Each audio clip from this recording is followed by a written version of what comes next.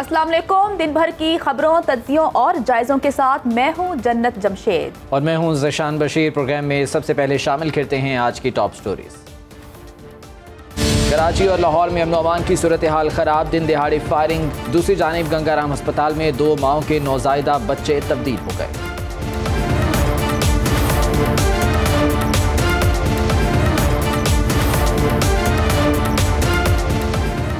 हालिया बारिशों से दरियाओं में तुग़यानी, हजारों गांव ज़ेर-ए-आब, फसलें तबाह। PDMA ने अलर्ट जारी कर दिया।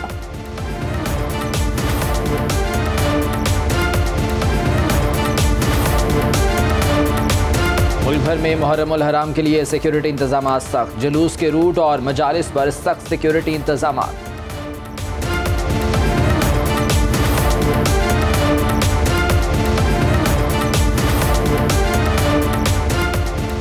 और 177 रुपए फी किलो वाली LPG 220 रुपए में फरोख्त होने लगी। महंगी LPG का जिम्मेदार कौन? तो टॉप स्टोरी आप जान चुके हैं। सबसे पहले बात करेंगे कराची में फायरिंग के वाकयात और पुलिस मुकाबले की। तो कराची में डिफेंस फेज 7 में आयशा मस्जिद के करीब MPA असलम अबड़ो के भाई की गाड़ी पर फायरिंग हुई और फायरिंग के नतीजे में MPA असलम अबड़ो का भाई और भतीजा जान की बाजी हार चुके हैं।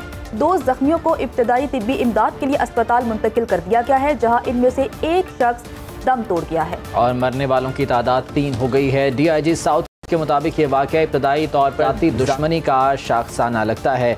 इसी बारे में हम बात कर लेते हैं। हमारे नुमाइंदे शामिर खान कराची से हमारे साथ मौजूद हैं। शामिर, बताइएगा इस वाक़े में अब तक क्या हक़ाइक़ सामने आए हैं, इन्वेस्टिगेशंस क्या हैं पुलिस की? हाँ जी, देखें, इन्वेस्टिगेशन तो पुलिस ने शुरू कर दी है। इस वाक़े के हवाले से अब तक कई बड़ी तादाद में ऐसे खोल हैं जो कि मुख्तलिफ असले के हैं। फॉरेंसिक डिवीजन ने जाए वक़ुआ से जमा कर लिए हैं। 222 राइफल है जो कि बड़ा असला है, कि लॉन्ग रेंज गन है जो कि इस वारदात में इस्तेमाल की गई है। साथ साथ 9mm पिस्तौल के जो खोल हैं वो भी पुलिस ने अपनी फॉरेंसिक डिवीजन के हवाले कर दिए हैं। अब तक इस फायरिंग के वाक़े में ये अभी तक जो बताया जा रहा है ज़ाती दुश्मनी का शाखसाना मालूम होता है, लेकिन फायरिंग करने वाले लोग कौन थे, क्या इस हवाले से कुछ अब तक मालूम हो सका है? जी देखें, इस पे कुछ मिली जुली सी राय है। एडिशनल IG कराची ने इस वाक़े को टारगेट किलिंग का जो शाखसाना करार दिया है कि टारगेट किलिंग थी वाक़या, जबकि असलम अबड़ो MPA जिनके भाई इस वाक़े में जहाँ बाग हुए, उनका ये कहना था उनकी ज़ाती दुश्मनी किसी से नहीं थी। तमाम पुलिस का कहना है कि इस वाक़े की मुख्तलिफ पहलुओं से जो है वो तहकीकात की जाएगी। मुल्ज़िमान की तादाद कितनी थी, पुलिस अब तक ये भी मालूम करने से जो है वो कासिर है। ताहम अब तक ये बात सामने आई है कि 1 से ज़ायद मोटरसाइकिलें और 1 गाड़ी। ठीक है, शाहमीर हमारे साथ मौजूद थे और बता रहे थे कि पुलिस इस तमाम तर मामले की तहकीकात कर रही है। कहना है कि जल्द अज जल्द जिन लोगों की जानिब से फायरिंग की गई है उन्हें गिरफ्तार कर लिया जाएगा। ये देखना यह है कि तहकीकात के बाद क्या सामने आता है। आगे बढ़ते हैं और कराची से ही खबर शामिल करते हैं कि कराची के इलाके कोरंगी में होने वाले पुलिस मुकाबले की वीडियो सुनो न्यूज़ ने हासिल कर ली है। वीडियो में देखा जा सकता है कि एक मुल्जिम ने खातून को असलहे के जोर पर यरगमाल बना रखा है। फुटेज में देखा जा सकता है कि मुल्जिम काफी देर तक खातून को यरगमाल बनाए खड़ा है, जबकि पुलिस ने मुल्जिमान को चारों अतराफ से घेरे में लेने के बाद मुकाबला किया।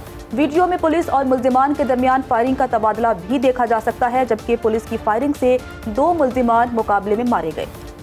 ये स्ट्रीट क्राइम कराची का एक बहुत पुराना मसला है, एक दरीना मसला है जिस पर मुख्तलिफ वक्तों में काफ़ी ज़्यादा काम भी किया गया, लेकिन इस पर ताहाल काबू नहीं पाया जा सका। इस तरह के वाक़यात पेश आना, स्पेशली टारगेट किलिंग की अगर बात करें तो इसको कंट्रोल करने के लिए यकीनन आउट ऑफ द बॉक्स इकदाम करने की ज़रूरत है। सिंध हुकूमत को भी, जो दीगर कानून नाफिज करने वाले इदारे हैं उन्हें भी, पोश एरियाज़ हों या जो है के दूसरे इलाके हों, हर जगह पर इसी किस्म की सूरत हाल दिखाई देती है। सुहेल शब्बीर हमारे साथ मौजूद हैं, इस वाक़े के हवाले से उनसे हक़ाइक़ जानते हैं। सुहेल, कोरंगी का ये वाक़या है जहां जिसकी वीडियो भी अब सामने आ चुकी है, ये असल वाक़या है क्या? कौन थे ये डाकू और पुलिस की जानिब से क्या इक़दाम उठाए गए? बिल्कुल, देखें, ये कोरंगी का इलाका है। अवामी कॉलोनी थाने की हदूद में ये 2 मुल्जिमान थे। ये एक लेबॉर्ट्री के अंदर जो है वो दाखिल हुए थे और उसके बाद इन्होंने यहाँ पर 2 जो है वो बुजुर्ग जो है अफराद थे, जिसमें एक खातून और एक मर्द था। इनको जो है वो लूटने की कोशिश कर रहे थे कि इस दौरान पुलिस को इत्तला हुई और पुलिस यहाँ पर पहुंची तो इन मुल्जिमान ने जो है वो इन्हीं दोनों अशखास को जो है वो ढाल बनाने की कोशिश की और उनके सरों पर जो है वो असला तान कर पुलिस के बाज़ाब्ता तौर पर ये मुकालमा करते रहे। ताहम पुलिस ने बड़ी हिकमत अमली से और बड़ी महारत के साथ जो है वो इन मुल्जिमान को एंगेज किया और बहुत देर तक इनसे जो है वो नेगोशिएशन चलती रही कि इन दोनों अफराद को जो है वो छोड़ दिया जाए। लेकिन जब मुल्जिमान नहीं माने तो पुलिस ने जो है वो मौका पाकर इसमें से एक डाकू जब जख्मी किया तो दूसरा डाकू जो है वो घबरा गया और उसने पुलिस के ऊपर फायरिंग की। इस दौरान जो दोनों खास थे वो वहां से निकल गए और पुलिस ने जो है वो इन दोनों डाकुओं को मार गिराया। अच्छा सोहेल, इन दोनों डाकुओं की ताहाल शनाख्त जैसा कि फुटेज में देखा जा सकता है कि वहां पर डाकू मौजूद हैं और एक खातून को यरगमाल बना के रखा है, तो पुलिस की जानिब से गिरफ्तारी क्यों नहीं की गई? बिल्कुल देखिए, पुलिस ने बहुत कोशिश की कि इन दोनों मुल्जिमान को जो है वो किसी तरह गिरफ्तार किया जाए, लेकिन मुल्जिमान ने जिस तरह इन दोनों अशखास को यरगमाल बनाया हुआ था उससे पुलिस को खतरा था कि खुदा ना खास्ता ये किसी बड़े नुकसान का सबब ना बन जाए। तो पुलिस ने हिकमत अमली के तहत इसको बहुत देर तक एंगेज किया और उससे कोशिश करते रहे, लेकिन जब ये काबू में नहीं आए तो पुलिस ने मौका पाकर इनके ऊपर फायरिंग की है। जब इन्होंने जवाबी फायरिंग की तो दो बदू मुकाबला हुआ और काफी देर तक ये मुकाबला जारी रहा है, जिसमें जो है वो मुल्जिमान को जो है वो बाकायदा तौर पर पुलिस पर फायरिंग करते हुए देखा भी जा सकता है। पुलिस ने ढाल ली है मोटरसाइकिलों की, पुलिस मोबाइल की और दीगर गाड़ियों की, और उसके बाद जो है वो पुलिस ने वहां से सोहेल, शनाख्त हो पाई इनकी? कौन लोग थे, नाम क्या थे, किस इलाके से ताल्लुक था? बिल्कुल शनाख्त का मरहला तो तय नहीं हुआ है, लेकिन जो इनके कब्जे से सामान मिला है उसमें असलहा है और जो आप देख रहे हैं कि फुटेज में जो मुल्जिम बैग लटकाया हुआ जो है वो खातून को यरगमाल बनाया, उस बैग में पैसों की अंबार है, मतलब बहुत ज्यादा पैसों की तादाद थी जो इसमें रिकवर हुई है। उसमें पर्स थे, लेडीज पर्स थे, जेंट्स पर्स थे और जो दीगर लूटमार का सामान था वो सब इस बैग में जो है वो जमा था। लगता ऐसा है कि मुल्जिमान कहीं और से भी जो है ये वारदातें करते हुए आ रहे थे और यहाँ पर जो है वो लैब में, लेकिन बहरहाल पुलिस की जानिब से ये एक कामयाब कार्रवाई रही। बहुत शुक्रिया सोहेल शब्बीर, इस बारे में हाथ से आगाह कर रहे थे। कराची के बाद अब लाहौर का रुख कर लेते हैं। यहाँ पर भी कुछ ऐसा ही वाक़या पेश आया है। डिफेंस के इलाके में लेन देन के तनाज़े पर मुस्तल्ला अफराद ने फायरिंग कर दी, जिससे 23 साला नौजवान मौके पर ही जाम बहक हो गया। मकतूल मोहम्मद अली और मुलजिम राना नासिर के दरमियान पैसों पर झगड़ा चल रहा था, जबकि पुलिस ने मुकदमा दर्ज करके तफ्तीश शुरू कर दी है। ये लाहौर से आपको खबर दे रहे हैं, जहाँ पर लेन देन के तनाज़े पर एक नौजवान जान की बाजी हार गया। रमज़ान बेग हमारे साथ मौजूद हैं, उनसे तमाम तर तफसीलात लेते हैं। रमज़ान, बताइएगा कि पुलिस ने तहकीकात का आगाज़ कर दिया है, क्या किसी की गिरफ्तारी अमल में लाई जा सकी है? जी बिल्कुल जी, ये डिफेंस सी के इलाके में बड़ा अफसोसनाक वाक़या पेश आया था कि लेन देन के तनाज़ा पर फायरिंग करके 23 साला नौजवान को मौत के घाट उतार दिया गया था और मुल्जिम राना नासिर और उसके दीगर साथियों ने मकतूल मोहम्मद अली के दरमियान जो है वो लेन देन का तनाज़ा चल रहा था और मोहम्मद अली ने काला सताई रोड पर मुल्जिम राना नासिर को जगह जो है फरोख्त की थी, लेकिन वो काफी अरसे से राना नासिर इसको पैसे नहीं दे रहा, जिसके बायस आए रोज इनके दरमियान झगड़ा होता था। आज फिर इनका दोनों का तलख कलामी हुई, जिसके बाद राना नासिर ने अपने साथियों के हमरा 23 साला जो नौजवान था मोहम्मद अली, इसको फायरिंग करके कत्ल कर दिया है और वहां से मौके से फरार हो गया। वाकई की जो इतला मिलने पर मुकामी पुलिस मौका पर पहुंच गई और उन्होंने लाश को तहवील में लेकर तहकीकात का आगाज कर दिया। पुलिस का कहना है कि मुलजिम मौका से फरार हो गया और उसकी गिरफ्तारी के लिए मुख्तलिफ इलाकों में छापे भी मारे जा रहे हैं, जबकि मुलजिम के खिलाफ मुकदमा दर्ज करके तहकीकात की जा रही है। और दूसरा ये भी कहा जा रहा है कि वहाँ मौके पर जो CCTV कैमरे लगे हुए थे उनके जरिए उनकी शिनाख्त भी की जाएगी और उनको गिरफ्तार भी किया जाएगा। आए रोज कत्ल की जो वारदातें उनमें इजाफा देखने में नजर आ रहा है, लेकिन CC पे लाहौर ने वाज़ेह तौर पर इस हवाले से SHO साहबान को कहा है कि कोई भी ये बताइएगा कि क्या ये दोनों लाहौर के ही रिहायशी हैं, जो फरार हो गया मुलजिम वो और जो मकतूल है, क्या लाहौर के ही ये रिहायशी हैं? बिल्कुल जी, ये डिफेंस सी का इलाका है, गोरा स्टाफ, वहाँ के ये रहायशी हैं और दोनों ने काफी अरसा से इन्होंने जगह ली हुई थी और मोहम्मद अली ने इनको जगह बेची थी राना नासिर को, लेकिन इनका झगड़ा रहता था, वो पैसे नहीं दे रहा था, जिसके बाद जो मकतूल है इसने स्टे लगवा लिया कि जब तक मेरी जगह के पैसे नहीं देंगे मैं जो स्टे नहीं उठवाऊंगा। और आज फिर पंचायत बैठी हुई थी और इस दौरान दोनों में तलख कलामी हुई, तो जो मुसल्ला अफराद थे जिनमें राना नासिर और उसके साथी शामिल थे, उन्होंने 23 साल नौजवान मोहम्मद अली को फायरिंग करके कत्ल कर दिया था और उसके बाद मौका से फरार हो गए। और पुलिस का कहना है कि उसकी गिरफ्तारी के लिए लाहौर समेत पंजाब के मुख्तलिफ इलाकों में छापे मारे जा रहे हैं और जल्द ही इसको गिरफ्तार कर लिया जाएगा। ठीक है रमजान बेग, बहुत शुक्रिया इस बारे में तफसीलात से आगाह करे थे। उम्मीद करते हैं कि मुल्जिमान जल्द कानून के गिरफ्त में आएंगे और वाकई सजा दी जाएगी। आगे बढ़ते हुए लाहौर से ही खबर शामिल करते हैं कि लाहौर के गंगाराम अस्पताल के अमले की मुबैना गफलत या मिली भगत, डॉक्टर्स ने जिंदा बच्चे की मां के हवाले मुर्दा बच्चा कर दिया और जिस मां के यहाँ मुर्दा बच्चा पैदा हुआ उसके हवाले जिंदा बच्चा कर दिया। जबकि बच्चों की तब्दीली का वाकया नर्सिंग वार्ड गेट नंबर 1 में पेश आया। खातून के रिश्तेदारों ने मुर्दा बच्चे की तदफीन भी कर दी है। जबकि डॉक्टर्स और अमले को अपनी गलती का एहसास हुआ तो उन्होंने मुर्दा बच्चा वापस लाने को कहा, तो खातून के भाई ने बच्चे की तदफीन से मुतालिक डॉक्टर्स को आगाह कर दिया। और दूसरी मुतासरा खातून के अहले खाना ने जिंदा बच्चा ताहाल उसकी असल माँ के हवाले नहीं किया। MS गंगाराम अस्पताल के मुताबिक मामले की तहकीकात कर रहे हैं और जिम्मेदारान के खिलाफ कार्रवाई भी की जाएगी। जैनब शहबाज हमारे साथ मौजूद हैं, वाक़े से मुतालिक उनसे जान लेते हैं। जैनब, ये तमाम तर मामला है क्या और अब इस पर अस्पताल इंतज़ामिया का मौक़िफ़ क्या है, चूँकि गलती तो अस्पताल इंतज़ामिया की थी? जी बिल्कुल, ये गुज़श्ता रोज़ ही वाक़या पेश आया था और एक इसको कह लें संगीन गलती है। और वही तौर पर गुज़श्ता रोज़ ही एक वार्ड में 2 ख़वातीन की डिलीवरी की गई और हम ये जो वाक़या पेश आया ये हम नाम ख़वातीन होने की वजह से पेश आया। मुक़द्दस एजाज और मुक़द्दस वक्कास की जो डिलीवरी थी वो एक ही लेबर रूम में की गई। एक जो खातून थी वो चाइना स्कीम की रिहायशी थी और दूसरी जो है वो सलामतपुरा की रिहायशी थी। तो मुक़द्दस एजाज के यहाँ जिंदा बच्चे की पैदाइश हुई जबकि मुक़द्दस वकास के यहाँ मुर्दा बच्चे की पैदाइश हुई। तो जो नर्सरी, चूँकि वहाँ पर जहाँ बच्चे रखे जाते हैं, उनकी संगीन जो गलती की वजह से बच्चे एक्सचेंज हो गए। मुक़द्दस वकास के यहाँ जो है वो जिंदा बच्चा चला गया और मुक़द्दस एजाज के यहाँ जो मुर्दा बच्चा था वो दे दिया गया और वालिदैन बच्चों को लेके घर भी चले गए। और 3 घंटे बाद डॉक्टर्स को ये एहसास हुआ कि ये गलती हुई है और उन्होंने तकरीबन 3 घंटे के बाद फिर रिश्तेदारों को इत्तला की गई कि जो मुक़द्दस एजाज जो मुर्दा बच्चा लेके गई थी वो जो है वो किसी और का बच्चा ले गई हैं। तो वो रिश्तेदारों ने ये इत्तला देने पे बताया गया कि उन्होंने उसकी बच्चे की तदफीन भी कर दी है। और फिर जब इस वाक़े की तहकीकात की गई तो जब मामला MS गंगाराम तक पहुंचा तो डॉक्टर मनीर ने 2 रुकनी इसमें टीम बनाई थी। मुर्दा बच्चे की तदफीन कर दी गई है, इस हवाले से तो आगाह कर दिया गया, लेकिन जिस माँ के यहाँ जिंदा बच्चा गया था क्या उनसे राबता हो सका और बच्चे को वापस लाया जा सका?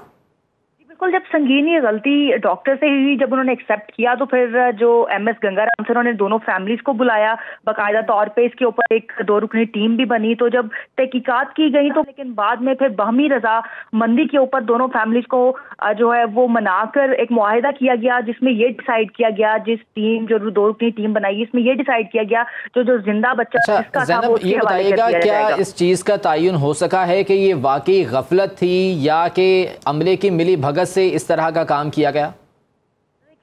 इससे पहले भी बहुत सारे वाकयात पेश आ चुके हैं कि जहाँ पे नर्सरी से बच्चे भी ले जाए जा चुके हैं। ये एक अजीब तरीके, अलग तरीके का ही मामला था कि जहाँ बच्चे एक्सचेंज हो गए, लेकिन बाद में डॉक्टर्स ने ही अपनी गलती खुद मानते हुए इसको जो है वो वाकये को माना, इस अपनी गलती को माना। ये मामला जब MS के पास गया तो उन्होंने भी इस चीज़ की जो है वो निशानदेही की कि ये एक गलती हुई है, ना कि मिली भगत थी बल्कि उनसे गलती हुई है। और यही चीज़ फिर उन्होंने फैमिली से माजरत भी की और फिर इस मामले को जो है वो सुलझाया गया।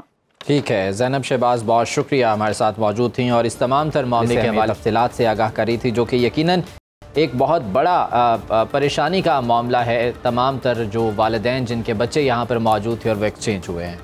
बिल्कुल आप सही कह रहे हैं। आगे बढ़ते हैं और अब आपको बताते हैं कि LPG की कीमत में 10 रुपये फ़ी किलो इजाफा कर दिया गया है। इस इजाफे के बाद LPG की कीमत 220 रुपये फ़ी किलो हो गई है, जबकि गुज़श्ता माह ओगरा ने LPG की कीमत 19 रुपये 46 पैसे कम की थी। ओगरा ने फ़ी किलो LPG की नई कीमत 177 रुपये 29 पैसे 1 जुलाई से नाफिज की थी। इस हवाले से अपने एक प्रोग्राम में भी हमने बात की थी और LPG डिस्ट्रीब्यूटर एसोसिएशन के चेयरमैन हमारे साथ मौजूद थे। उनका ये कहना था कि एक माफिया इस सिलसिले में काम कर रहा है, जो कि यकीनन एक बहुत बड़ा गैर कानूनी काम भी कर रहे हैं। इस हवाले से इक़दाम उठाने की ज़रूरत है गवर्नमेंट को, ये उनकी जानिब से मुतालबा किया गया था। लेकिन अब एक बार फिर से ये देखा जा रहा है कि एक LPG की कीमत में दोबारा से इजाफा कर दिया गया और ये खुद साख्ता इजाफा है। इसके क्या असरात होंगे, कौन कौन इसके लपेट में आएगा, इस बारे में एक रिपोर्ट देखते हैं।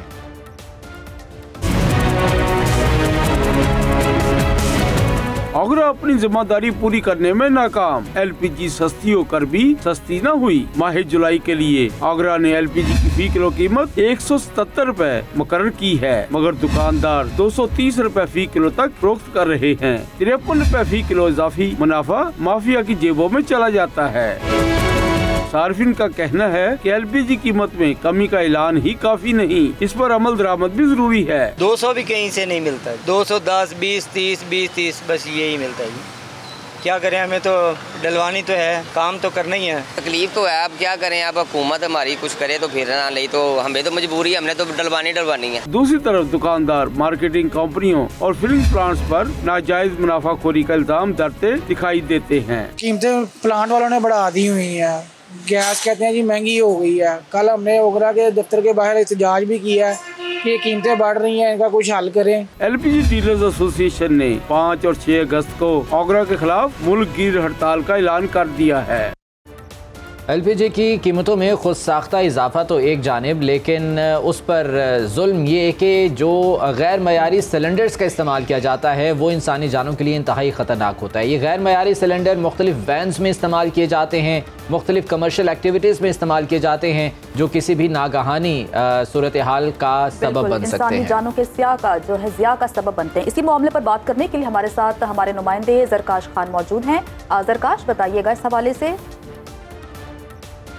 ट्रांसपोर्टेशन शहरियों के लिए वाहिद आमदोरफ्त का एक ज़रिया है, जिसके ज़रिए वो शहर से जो है बाहर जा सकते हैं। मुख्तलिफ तहसीलों में जाने के लिए इसको इस्तेमाल करते हैं क्योंकि इसके किराए जो हैं वो मुनासिब होते हैं। लेकिन इस वक्त सरगोदा की अगर बात की जाए तो सरगोदा के अंदर 50 से 60% जो गाड़ियाँ इस्तेमाल हो रही हैं उनके अंदर जो है वो नाकिस सिलेंडर इस्तेमाल किए जा रहे हैं। सिलेंडर फटने के वाक़यात जो है मुतअद्दिद पेश आ रहे होते हैं, जिनकी वजह से शहरियों को मुश्किलात का सामना करना पड़ता है। शहरी जो है अपनी जानों से भी जाते हैं, लेकिन ज़िली इंतज़ामिया जो ख़ाबे खरगोश के मज़े लेती हुई दिखाई दे रही है। इस वक्त हम सरगोदा के एक बस स्टैंड पे मौजूद हैं। इस बस स्टैंड से बात की है तो यहाँ से हज़ारों की तादाद में रोज़ जो है गाड़ियाँ आती और जाती हैं, मुसाफिरों को लेके जाती हैं, लेकिन उनकी जान की किसी को फ़िक्र कोई नहीं है। उनकी जान की ना ट्रांसपोर्टर के लिए कीमती है, ना ही जो है ज़िली इंतज़ामिया के लिए कीमती है। यहाँ पर जो है ऐसे ही वाक़यात जो है रोनुमा होते हैं, क्योंकि गाड़ियों के अंदर जो है अभी भी सिलेंडर इस्तेमाल किए जा रहे हैं। सिलेंडर नाकिस होते हैं, उनकी क्वालिटी लो होती है, जिसकी वजह से गैस भरवाते वक्त मुतअद्दिद जो है वो फट जाते हैं या रास्ते में दरमियान में जो है वो हादसे का जो सबब बन जाते हैं। लेकिन ज़िली इंतज़ामिया ख़ाबे खरगोश के मज़े ले रही है, कोई चेक एंड बैलेंस नहीं है। जिन गाड़ियों में जो है वो सिलेंडर इस्तेमाल हो रहे हैं उनको बंद करें या उनको जो है उनको अल्टरनेटिव चीज़ पे शिफ्ट किया जाए,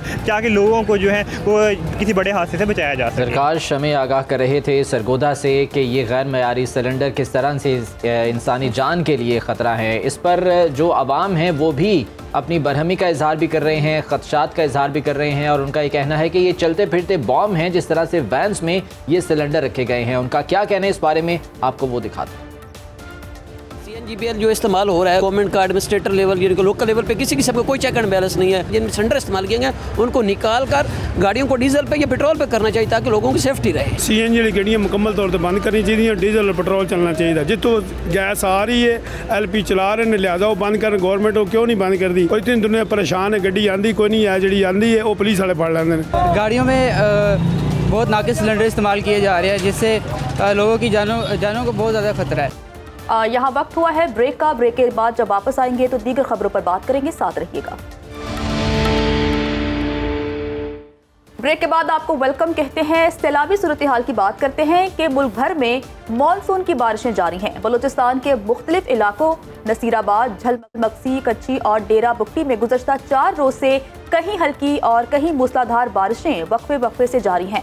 करान में सैलाबी रेलें शहर और नवाही इलाकों में दाखिल हो चुके हैं, जबकि सैलाबी रेलों के बायस मुख्तलिफ इलाकों में 1000 से ज़ायद मकानात को नुकसान पहुंचा है। इसके अलावा जिला में इमरजेंसी भी नाफिज कर दी गई है। बारिशों से हब डैम भी मुकम्मल भर गया है। स्पिलवे से किसी भी वक्त पानी का इखराज का खदशा जाहिर किया गया है। डेरा गाजी खान के नालों में सैलाब का इम्कान है, जबकि दरिया सिंध में तरबेला और कालाबाग के मकाम पर निचले दर्जे का सैलाब है। चश्मा और तोसा के मकाम पर दरमियाने दर्जे का सैलाब है। इसके अलावा आरिफवाला में दरिया सतलुज के किनारे मुतादिद छोटे बंद पानी में बह गए हैं।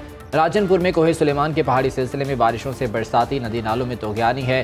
सैलाबी सूरत हाल के बाद जिला भर में फ्लड इमरजेंसी नाफिज कर दी गई है, जबकि दरिया चिनाब और जहलम में पानी का बहाव नॉर्मल है। हेड तरीमू, पंजनत, जसर और शहदरा के मकाम पर भी पानी का बहाव नॉर्मल है। सियालकोट, नारोवाल और रावलपिंडी के नदी नालों में आइंदा 24 घंटों में तूफानी का इम्कान है, जबकि सतलुज में सैलाब से कई बस्तियां मुतासिर हुई हैं। हेड सुलेमानी पर मुतादिद आर्जी बंद टूट गए, जबकि हेड सुलेमानी पर पानी की सतह में इजाफे से मुतादिद आर्जी बंद टूट चुके हैं। दर्जनों बस्तियों को नुकसान पहुंचा है। दरिया सतलुज के सैलाबी पानी में बहता हुआ एक भारतीय बुजुर्ग शहरी पाकिस्तान पहुंच गया। मुल्तान की बात कर लेते हैं, जहां पर हेड मोहम्मद वाला के मकाम पर सैलाबी पानी की सतह में इजाफा हो गया है। क्या सूरत हाल है? यासिर मजीद हमारे साथ मौजूद हैं। यासिर बताएगा, हेड मोहम्मद वाला में पानी के बहाव की क्या सूरत हाल देख रहे हैं आप? दरिया चनाब में मुल्तान और मुजफ्फरगढ़ की हदूद से इस वक्त तकरीबन 1,20,000 क्यूसेक का रेला गुजर रहा है और हेड मोहम्मद वाला पर आप देख सकते हैं कि पानी की सतह खासी बुलंद हुई है और जो नशेबी इलाके हैं वो इस वक्त पानी में डूबे हुए हैं। मेरा कैमरामैन आपको पीछे दिखाएगा कि ये हेड मोहम्मद वाला के जो नवाही इलाके हैं, जिनमें मौज़ा पिपली और मौज़ा मिस्री शामिल है, यहाँ पर फसलें और बागात इस सैलाबी पानी से बहुत ज़्यादा मुतासर हुए हैं। फ्लड फोरकास्टिंग डिवीजन के मुताबिक इस वक्त हेड तरीमू से तकरीबन 1,13,631 क्यूसेक का सैलाबी रेला गुजर रहा है, जो कि आगे हेड पैनत की जानिब बढ़ रहा है और हेड पैनत पर इस वक्त पानी की आमद 63,846 क्यूसेक है।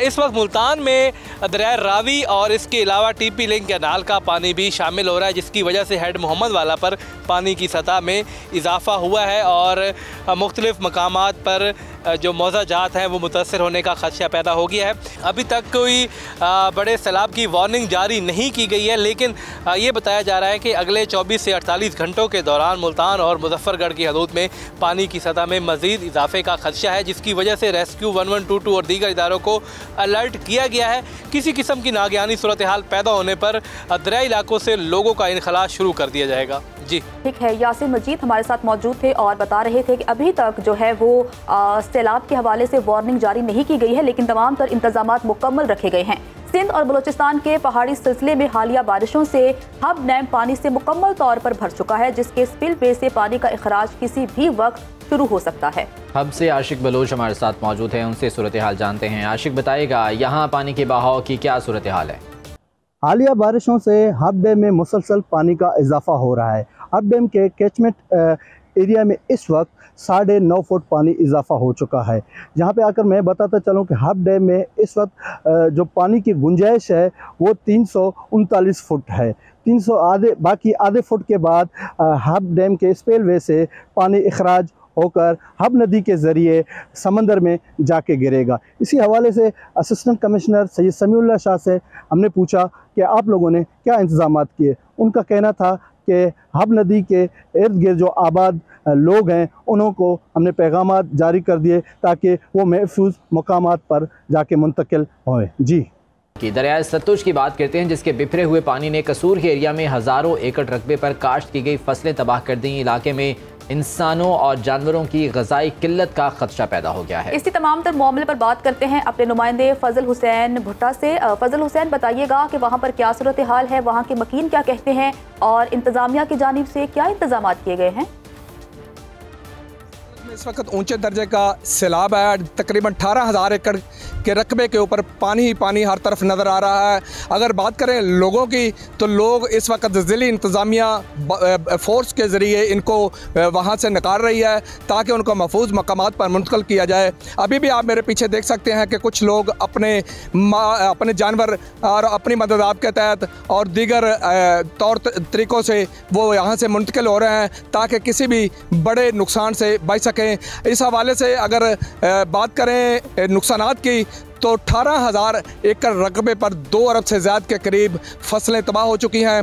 ज़िली इंतज़ामिया का कहना है कि अगर पानी जब कम होगा तो उस वक्त इनको वैल्यूएट करके अंदाज़ा लगाया जाएगा कि लोगों का कितना नुकसान हुआ है। सेहत के हवाले से उनको अदवायात और दीगर चीज़ों को हमारे पॉइंट्स पर कैंप लगाकर फराहम की जानी चाहिए और ताकि उनकी मुश्किलात में कमी आ सके।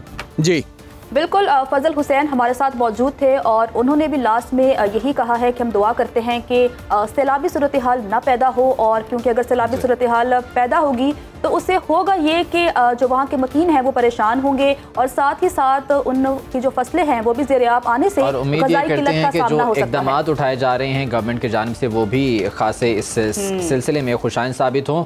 दिन भर प्रोग्राम से इतना ही। अगर आप भी अपने शहर, अपने इलाके के मसाइल हम तक पहुंचाना चाहते हैं और चाहते हैं कि आपकी आवाज़ इक़्तिदार के वानों तक पहुंचे, तो आप हमें वीडियोस और अपने मसाइल व्हाट्सएप के ज़रिए हमें भेज सकते हैं। हम अपने प्रोग्राम में आपकी आवाज़ उठाएंगे और कोशिश करेंगे कि आपके वो मसाइल हल हों। इसके अलावा आप हमें ट्विटर, यूट्यूब और दीगर सोशल मीडिया प्लेटफॉर्म्स पर भी फॉलो कर सकते हैं। आप लोगों से मुलाकात होगी इंशाल्लाह कल। खुदा हाफिज़।